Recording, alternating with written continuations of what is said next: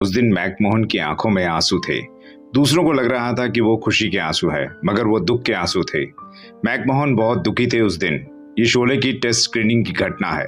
Test screening को देखकर शोले के सभी कलाकार खुश थे, सिवाय मैकमोहन को छोड़कर, क्योंकि वाकई में उन्होंने शोले के लिए बहुत मेहनत की थी।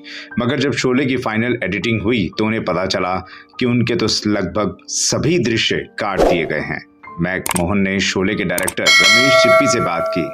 उन्होंने रमेश सिप्पी से कहा कि रमेश जी, मैं आजकल अच्छे रोल्स निभा रहा हूँ फिल्मों में, मगर आपने तो मुझे जूनियर एक्टर बनाकर छोड़ दिया। इससे अच्छा तो ये रहता कि आप शोले से मेरे ये सीन भी काट ही देते। आप मुझे फिल्म से हटा दीजिए। रमेश सिप्पी ने मैकमोहन जी को देखा। रमेश सिप्पी समझ रहे थे कि मैक के मन में उस वक्त क्या चल रहा है। उन्होंने मैक साहब से बात की और कहा, देखो मैक, जितना मुझे याद है और जितना मुझसे हो सकता था उतना मैंने काट दिया। बचा हुआ सेंसर बोर्ड ने कटवा दिया, इसलिए इससे अधिक कुछ नहीं काटा जा सकता था। लेकिन मेरी एक बात ध्यान रखना मैक, अगर ये फिल्म हिट हो गई तो लोग तुम्हें सांभा के नाम से ही जानेंगे। तुम्हारा असली नाम बहुत कम लोग जानेंगे और वो बहुत कम लोग तुम्हारा नाम लेंगे। अगर तुम्हें कोई पहचानेगा तो सांभा के नाम से। रमेश सिप्पी की भविष्यवाणी सच साबित हुई। काफी जतन करने के बाद शोले फिल्म रिलीज हुई, मगर इसका शुरुआती फीडबैक इतना खराब आया था कि फिल्म से जुड़ा हर इंसान निराश हो गया था, क्योंकि बहुत मेहनत से शोले को बनाया गया था। लेकिन शुरुआत में दर्शकों का फिल्म से प्रति कोई उत्साह ना होना सबको दुखी कर गया। लेकिन हर गुजरते वक्त के साथ शोले ट्रैक पर आने लगी। दर्शक शोले देखने थिएटर का रुख करने लगे।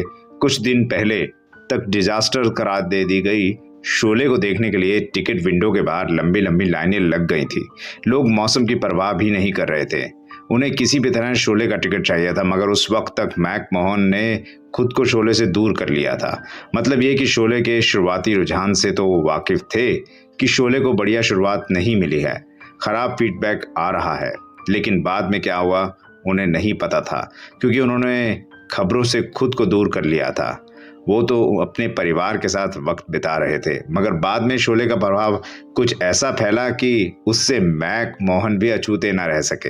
हुआ यूं था कि एक दिन मैक साहब अपने घर के लिए कुछ सामान लेने निकले तो कुछ लोगों ने उन्हें देखकर कहा, वो देखो सांभा जा रहा है। कुछ लोगों ने तो मैक साहब से ऑटोग्राफ भी मांग लिए थे।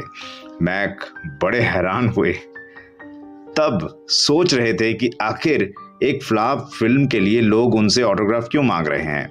मैक साहब के मन में तब यह ख्याल भी आया था कि कहीं ऐसा तो नहीं कि रमेश सिप्पी ने उनके सीन्स को फिर से जोड़ दिया हो फिल्म में। जब कुछ दिन ऐसे ही गुजर गए तो मैक साहब ने फैसला किया कि वो खुद शोले देखने थिएटर जाएंगे, और सितंबर के किसी आखिरी दिन मैक साहब अपने परिवार को लेकर थिएटर में शोले देखने पहुंच गए। इस वक्त तक शोले को रिलीज हुए 1 महीना हो चुका था।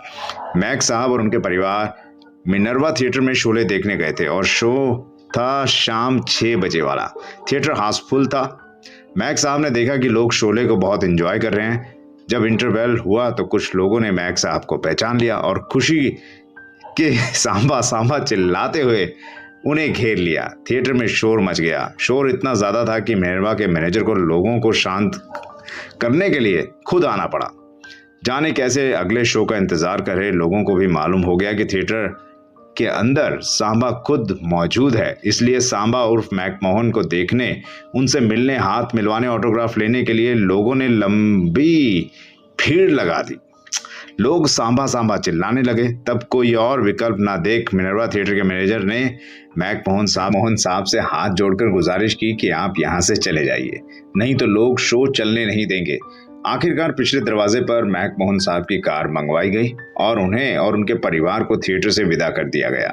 ये था उस वक्त मैकमोहन साहब के उस एक लाइन के डायलॉग वाले किरदार सांभा का जलवा। खुद मैकमोहन साहब को भी यकीन नहीं हुआ था कि कुछ दिन तक ये लोग इतने छोटे से रोल के लिए इतना प्यार उन्हें दे रहे हैं। और दोस्तों, 10 मई साल 2010 को मैकमोहन साहब ने इस दुनिया को अलविदा कह गया था। हमारी तरफ से उनको हाथ जोड़कर विनम्र श्रद्धांजलि। आपको ये किस्सा कैसा लगा कमेंट बॉक्स में ज़रूर बताइएगा। आपने अगर शोले देखी है तो मैक मोहन साहब का वो सांबा वाला किरदार तो आपको याद ही होगा। और डायलॉग, अरे ओ सांबा, सरकार ने कितना इनाम रखा है रे, ये डायलॉग बहुत मशहूर हुआ था। और अगर आपको ये वीडियो पसंद आया है दोस्तों, तो इस वीडियो को लाइक शेयर कमेंट तो ज़रूर कीजिएगा। इसी तरह के और किस्से जानने के लिए हमारे चैनल के साथ बने रहिएगा, और उसके लिए आपको हमारे चैनल को सब्सक्राइब करना होगा। तो हमारे चैनल को बेल आइकन दबाकर सब्सक्राइब कीजिएगा।